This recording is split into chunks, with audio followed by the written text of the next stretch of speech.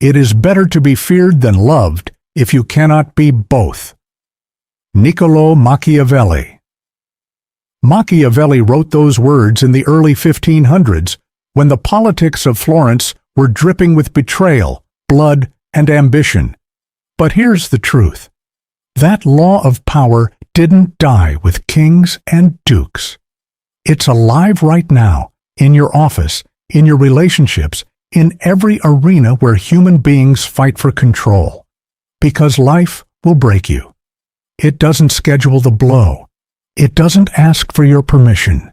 It strikes when you least expect it. Betrayal by a friend, humiliation at work, the sudden collapse of everything you thought was stable. And in that moment, the world divides into two kinds of people. The first collapse, cry, run to comfort. The second, they go silent. They calculate. They harden their mind into steel. Which one do you want to be? Machiavelli never spoke to the comfortable. He spoke to the betrayed, the discarded, the ambitious who had tasted loss. Why?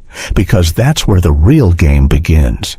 You don't truly meet yourself in luxury, but in the storm, when everything you thought you owned slips away. When life breaks you, it's watching what you do next. Let your money go. Let people turn their backs. Let your future look uncertain. If your mind is weak, you'll rot in self-pity. But if your mind is cold, alert, and detached, you'll evolve. Pain, for Machiavelli, wasn't an enemy. It was a teacher. It separates the fragile from the forged.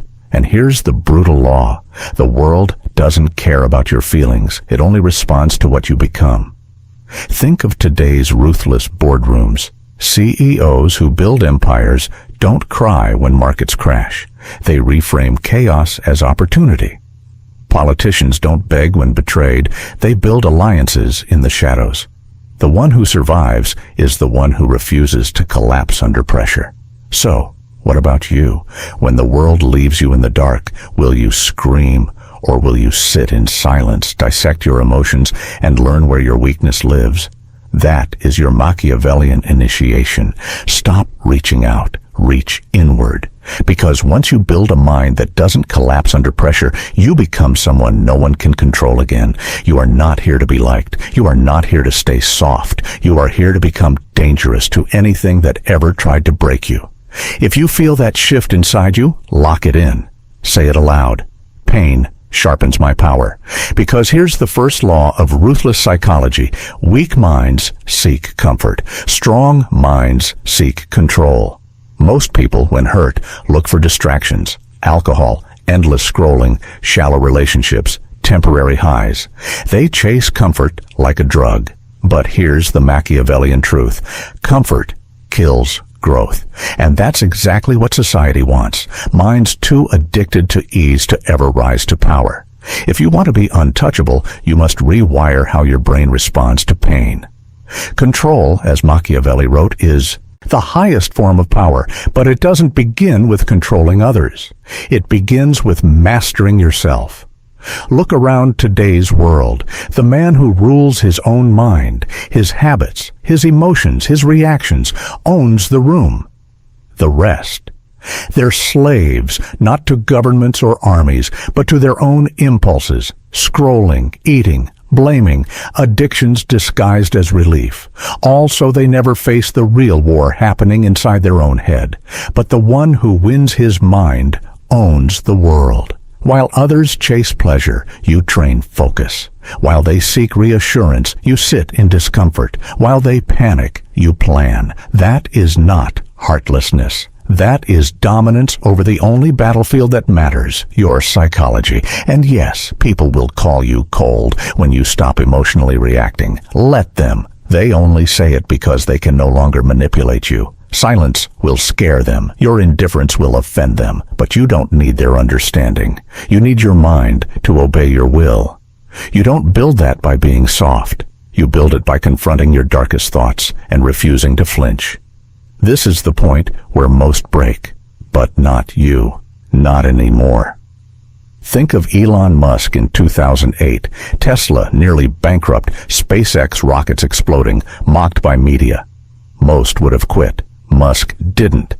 He detached from emotion, recalculated, and played the long game. Today, those same critics write books about his strategy. Think of Steve Jobs, fired from the very company he built.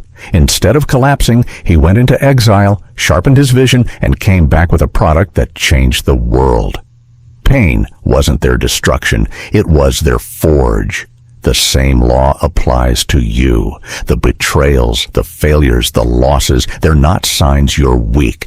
They are invitations to evolve. So here's your first Machiavellian challenge. Stop running to comfort. Next time pain knocks, don't distract yourself. Sit with it. Dissect it. Ask yourself, what weakness inside me did this expose? Then starve that weakness. This is where transformation begins, not in the applause of others, but in the silence where you wrestle your own mind into submission. And if you're ready to train your mind beyond emotion, beyond weakness, beyond the need for comfort, say it with me. My control is my revenge. Write it. Burn it into your brain, because from this moment forward, you're not playing the game of comfort anymore. You're playing the game of control. You were never weak because life hurt you. You became weak because you let emotion hijack your judgment. That's the trap. You handed over your mental power to feelings, anger, grief, insecurity. And the second you did, you became prey. Machiavelli understood this 5 centuries ago. He wrote, "The one who controls meaning controls everything." Pain is inevitable, but the interpretation you attach to it, that's what decides whether you rise or fall. The world will break your body, but if it breaks your mind, you were never ready to begin with. Here's the brutal truth.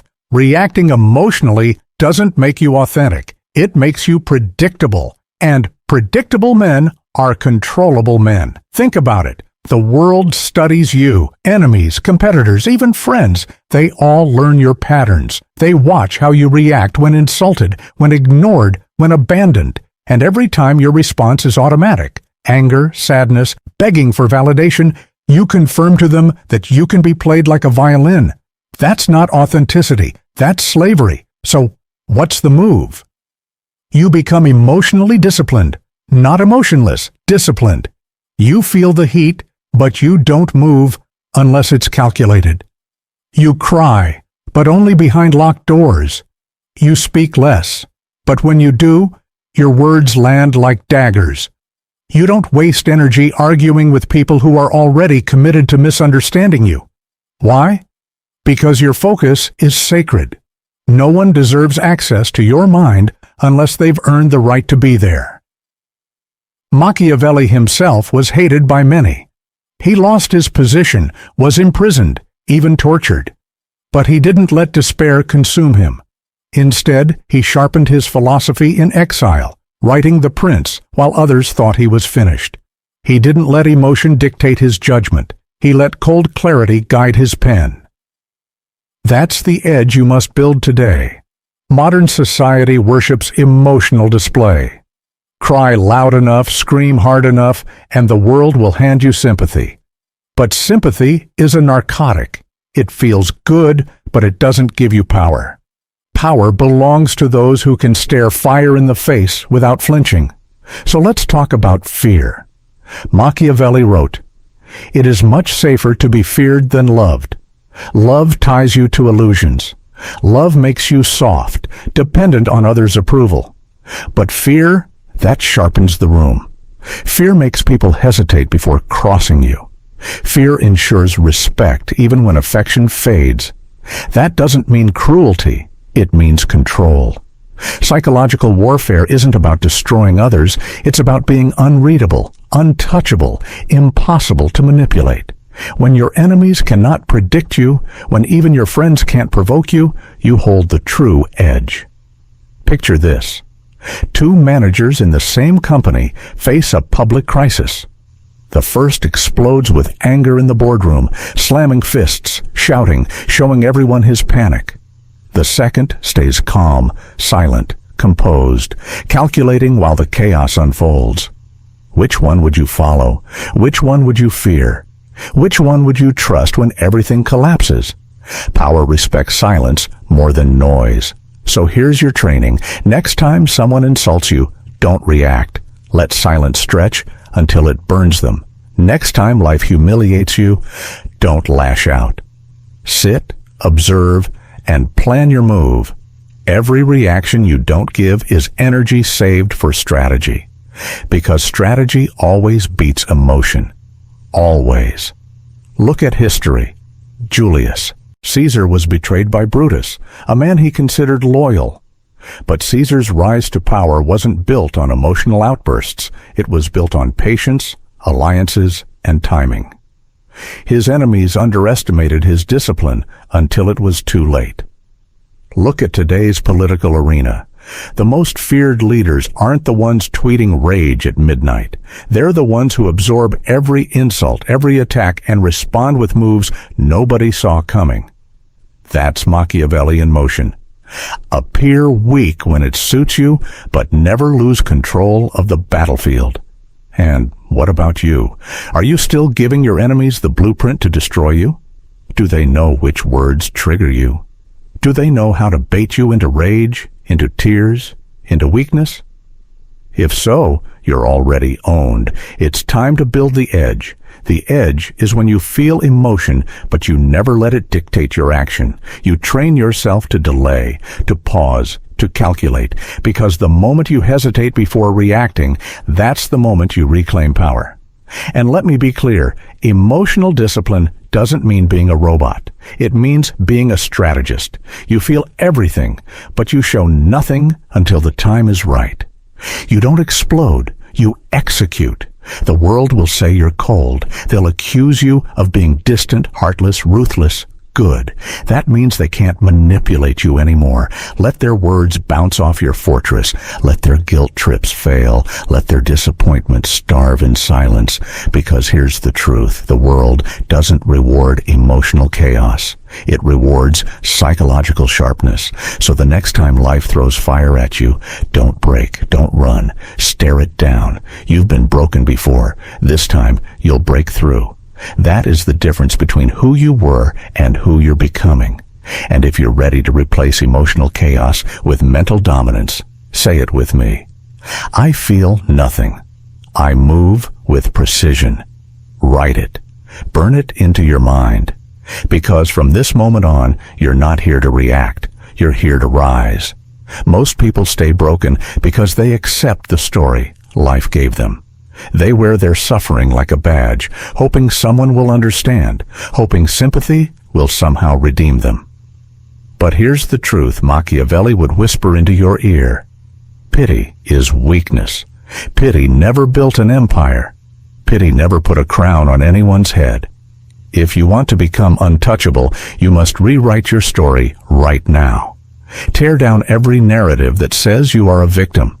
Destroy every thought that insists life owes you something. Life owes you nothing, but it will give you power if you prove you are ruthless enough to take it. Your trauma is not your personality. Your pain is not your identity.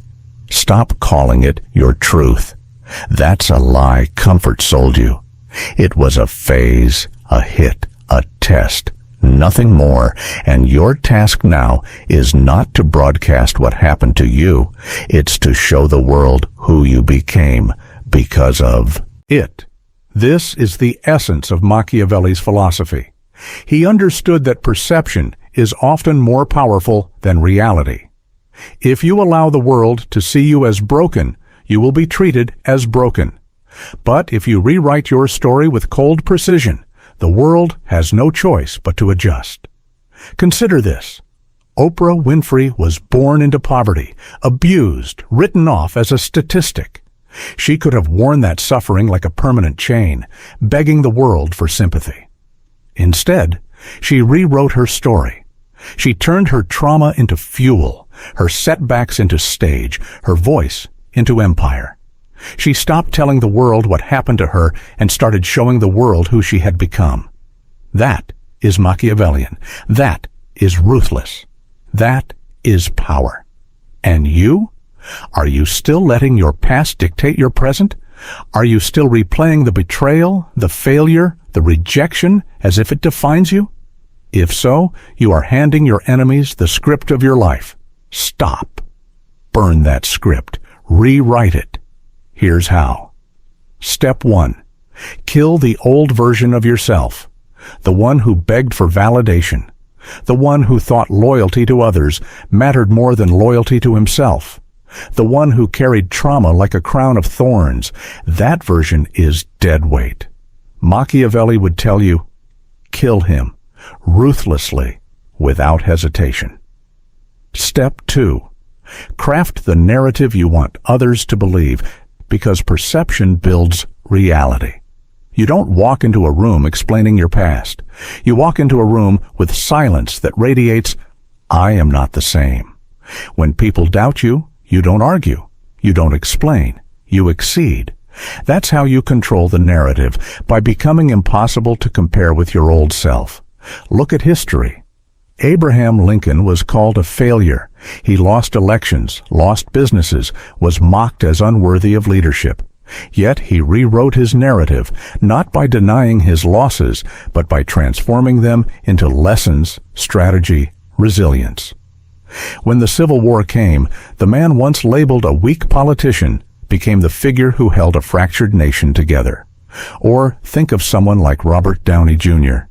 Once destroyed by addiction, ridiculed by Hollywood, dismissed as a lost cause. He could have stayed broken, defined by mugshots and failed promises. But he rewrote the story. And when he returned, he didn't explain. He walked into the role of Iron Man and became the very definition of reinvention. That is the cold law. You don't stay broken unless you choose to. And yes, rewriting the narrative will cost you. People will try to remind you of your past. They'll drag out the old failures, the old weaknesses. Let them. Just make sure the version they're trying to talk to doesn't exist anymore. That's how you win, by becoming someone who cannot be reached by yesterday's wounds.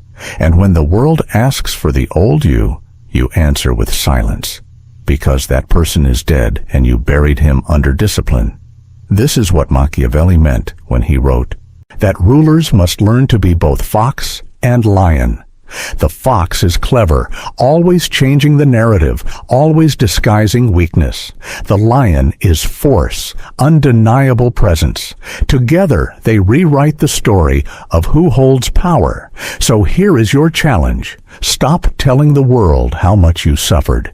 Start showing the world what your suffering created. Speak less about your wounds, more through your actions.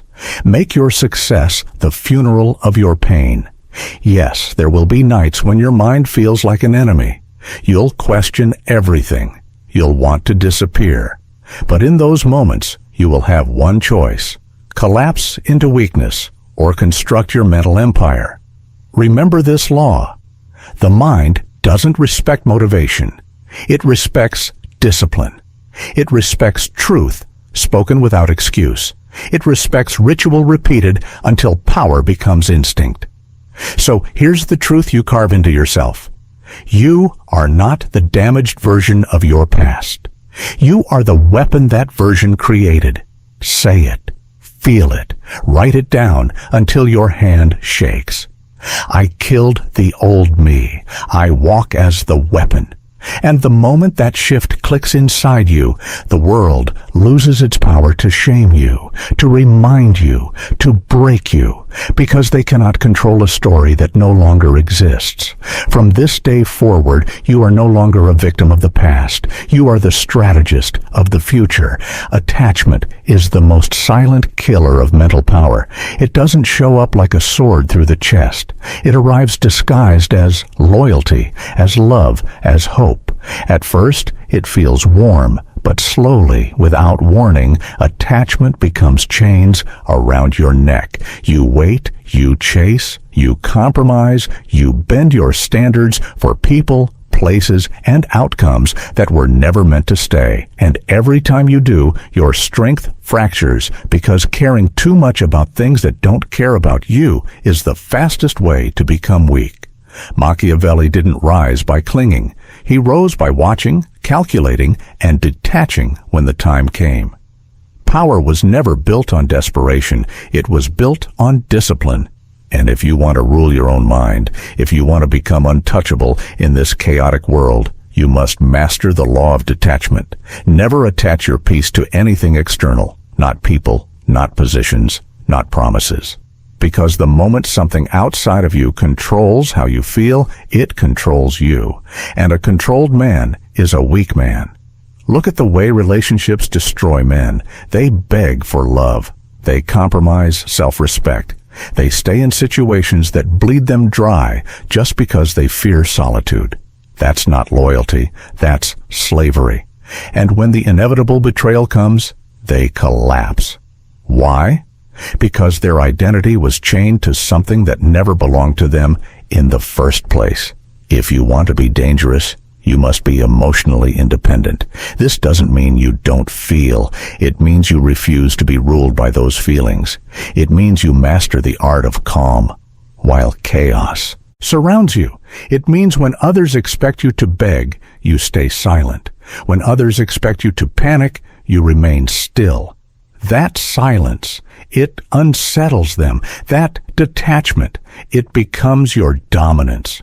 Because here's what most people will never admit. The one who needs the least controls the game. Think about business. The entrepreneur desperate for investors accepts terrible terms. The one who walks away with discipline, that's the one who ends up holding leverage. Think about politics. The candidate desperate for applause becomes a puppet of the crowd. The one who doesn't need approval, he can say and do what others fear, and that makes him dangerous. The same law applies to you. Every time you detach, you reclaim power. Every time you stop explaining yourself, you sharpen focus. Every time you walk away, you remind the world that you cannot be owned. Being unbothered isn't coldness. It's control. And in Machiavellian warfare, control is everything. Now, people will try to guilt you. They'll say you've changed, that you don't care anymore, that you've become selfish. Let them speak. The truth is, you stopped bleeding for those who never noticed your wounds. You stopped shrinking so others could feel taller. You stopped trading your peace for their comfort, and that terrifies them. Because once you taste what true independence feels like, you become impossible to manipulate. They can no longer pull your strings with absence, or with silence, or with rejection. You don't need their validation anymore. This is the supreme discipline of rulers, to act without being enslaved by attachment, to feel without being captured by emotion, to cut when cutting is necessary. History proves it.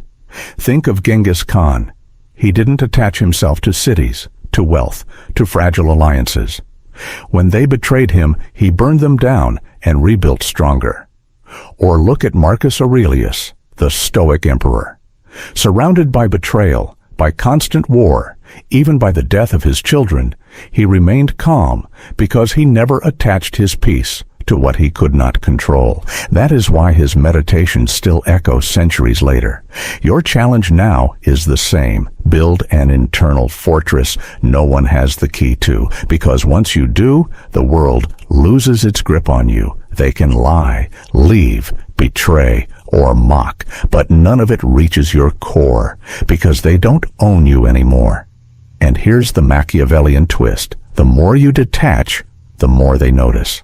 Not because you're gone, but because you've stopped needing to be seen. Power doesn't chase, it withdraws. And absence, when calculated, is deadlier than presence. Think of your own life. How many times did you stay chained to someone who no longer valued you? How many times did you crave closure, explanations, apologies that never came? How much power did you waste waiting for others to acknowledge your worth? All of that ends now. You don't need closure. You don't need applause. You don't need to prove your care to those who drained you. What you need is clarity. What you need is the mental distance to plan your next move in silence. The weak scream for attention. The powerful disappear and let absence speak. So here is your law. Release what weakens you. Kill what drains you. Silence what distracts you. Loyalty to yourself is the only loyalty that matters. If someone betrays you, cut them. If something controls you, drop it. If a dream collapses, recalculate. You're not here to be a servant to attachment. You're here to be a strategist of control. This is how Machiavelli would have trained his rulers: cold, clear, disciplined, unbothered by the noise of the crowd, detached from anything that could enslave their judgment, focused only on positioning, because in the end, power belongs not to the one who clings, but to the one who cuts. So if you feel that switch inside you, seal it now with words that matter. Attachment is weakness. I choose control. Write it. Burn it into your mind. Etch it into your identity, because from this moment forward, you no longer beg for what can be taken away. You build what cannot be touched. They'll tell you isolation is dangerous. That solitude means you've failed. That silence means you're broken. But that's a lie told by weak minds who cannot stand to hear their own thoughts. Weak minds need noise. They need constant company, endless distractions, the illusion of connection to drown out the war raging inside them. But you are entering the phase most people will never survive. Chosen isolation, not loneliness, solitude. And in solitude, you will build something unshakable. Because silence is where kings are forged. Machiavelli understood this. Exiled from Florence, stripped of power, mocked as irrelevant, he didn't collapse. He sharpened his mind in the shadows. He wrote The Prince in the quiet, while others thought he was finished. And centuries later, his words still cut through the noise like a blade. That's the power of isolation. It creates clarity no crowd can provide. In solitude, every fear, every insecurity, every regret surfaces. This isn't an attack, it's an audit. Your mind throws every weakness on the table, and most men panic. They run back to distraction. But the rare few, the dangerous few, sit with the discomfort until transformation begins. Because transformation isn't healing, it isn't gentle, it's brutal, it's cold. It's the fire that burns away illusions and rewires your psychology. When you choose isolation, you stop thinking like a servant and start thinking like a strategist. You detach from emotional noise and attach to tactical clarity. You stop chasing dopamine. You chase discipline. You stop asking, why did this happen? And start asking, how can I use this?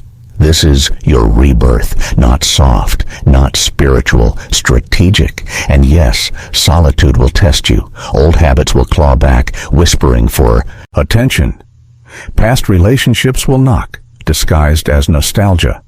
Doubts will dress up as logic. But you must not answer. You must not reopen what broke you. You must build alone, study alone, evolve alone. Because when you return, you won't be the same. Understand this law. When a man emerges from isolation, he is either more broken or more dangerous. There is no middle. The weak return begging for validation. The powerful return needing nothing. And that's where you're headed. You're not isolating to prove anything. You're isolating to reclaim your edge, to master silence as a weapon, to train your mind so thoroughly in solitude that when chaos returns, you move with calm precision. Because pain, betrayal, and chaos will come again. But this time, you won't flinch. You won't explode. You'll analyze, calculate, reposition. You'll be 2 steps ahead while everyone else drowns in emotion. That's how you weaponize pain, by turning it into precision. See, pain is the greatest intelligence test life gives you. Not school, not degrees. Pain, the kind that breaks your routine, humiliates your ego, and rips your illusions apart. Weak men collapse. Future rulers go quiet. They stop asking, why me? And start asking, where does this position me long term? That's the Machiavellian mindset. Cold, clear, focused. When you look at pain as data, it reveals everything. Your blind spots, your vulnerabilities, the cracks in your armor. Every betrayal maps where your defenses were weak. Every loss shows where you overestimated yourself. Every heartbreak exposes what you depended on too much. Most people treat pain like an enemy, but you treat it like intelligence, because every scar is strategy. Every wound is wisdom. Every failure is feedback. This is how you build intuition, not by guessing, but by cataloging every pattern pain reveals, until you can read people before they move, sense traps before they close, and see betrayals before they strike. That's not trauma. That's tactical memory, and when you refine it with discipline, you become terrifying.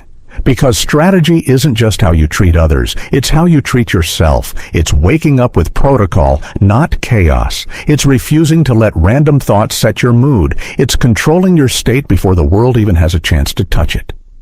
The strategist doesn't walk into rooms hoping to be liked. He walks in with presence. He doesn't argue for validation. He speaks with precision. He doesn't react when provoked. He observes, waits, and strikes only when it matters. That is the man life fears. The man who doesn't just survive pain, but bends it into a weapon sharper than steel. And once you reach this stage, you carry something rarer than charm, rarer than talent. You carry an unbreakable mind, cold, clear, untouchable. The betrayals no longer shake you. The silence no longer tortures you. The storms no longer drown you. Why? Because you've been broken before, and you refuse to stay broken. You turned every fracture into armor.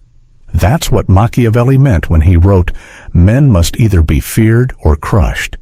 Power doesn't live in half measures. It doesn't bow to the emotional. It doesn't wait for the hopeful. It belongs only to those who sharpen their mind like a blade, cold, sharp, and always ready. And that's you now. You no longer collapse when things go wrong. You calculate. You no longer beg for comfort. You seek control. You no longer try to fit into rooms. You own the room with your presence. You no longer explain your silence. You wear it like armor. This is the final law. The man who controls his mind controls the world. No betrayal can seduce him. No manipulation can trap him. No chaos can enslave him. Because he has become untouchable, not through noise, but through clarity. Not through arrogance, but through precision. The weak are still screaming, still chasing, still breaking. But you are no longer rebuilding. You are reprogramming. You are no longer the broken version of your past. You are the weapon forged from it.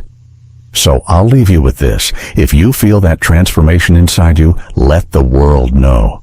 Drop it in the comments. Carve it into your mind. Burn it into your identity. I am untouchable now. I own my mind. That is the final signal that you are done being broken, done begging, done explaining. You have stepped into the coldest law of all, mental invincibility. From here, you don't announce, you don't broadcast, you don't explain, you execute.